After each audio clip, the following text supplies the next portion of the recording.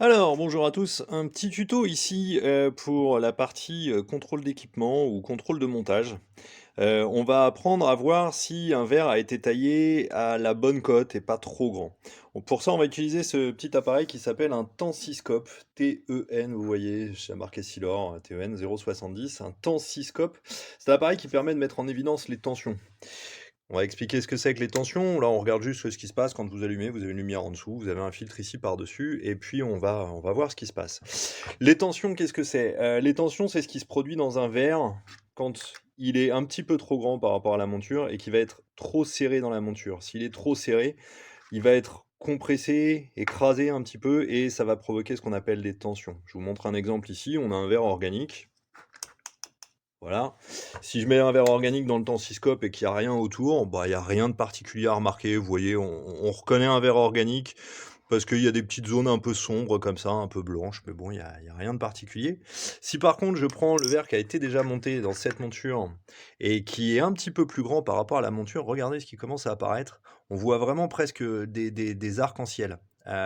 Vous avez vraiment des parties très très colorées et on voit des points où le verre est écrasé, donc dans la plupart des angles, alors qu'ici il est plutôt normal. À la limite, par contre, si je le serre, vous voyez, ça commence à faire apparaître des petites zones comme ça.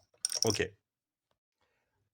Alors, pour bien se rendre compte de ce qui se passe, voilà, vous avez le verre qui est ici, qui est déjà monté, et le verre qui est là, que je maintiens dans mon cercle, grâce à la pince à tenon. C'est pratique, puisqu'une pince à tenon, c'est fait pour agir au niveau des tenons, et les tenons permettent de tenir le verre dans le cercle. Donc je vous montre d'abord ce qui se passe quand je serre pas trop la pince.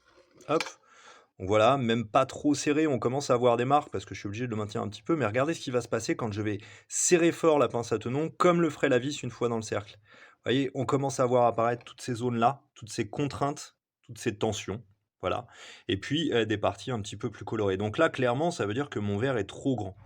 Donc quand je suis en train de faire mon montage, pardon, l'avantage c'est que je peux faire des retouches, je peux encore modifier, tant que le gland, c'est-à-dire l'outil qui permet de maintenir le verre dans la machine, est monté sur la face avant. Si vous enlevez le gland avant que le montage soit vérifié et avant d'être sûr de votre cote, bah, vous ne pourrez plus refaire de retouche machine, vous serez obligé de faire une retouche à la main. Et c'est un petit peu plus long, un petit peu plus compliqué et souvent moins joli en termes de résultats. Je vous remontre ce qui se passe quand je serre le verre. Voilà, là je fais apparaître des tensions. Ça veut dire que mon verre est trop grand. Si je mets une vis comme ça va abîmer mon verre, ça peut faire claquer les traitements, et puis ça peut même faire quelques petits éclats parfois, en particulier si c'est un montage avec du verre minéral. C'est-à-dire que ça, je pourrais même pas le faire en verre minéral sans que mon verre se casse automatiquement. Voilà, j'espère que la vidéo vous a plu. N'oubliez pas de mettre des pouces en l'air, et puis surtout de retenir ça et d'y penser quand vous faites votre contrôle d'équipement ou votre contrôle de montage.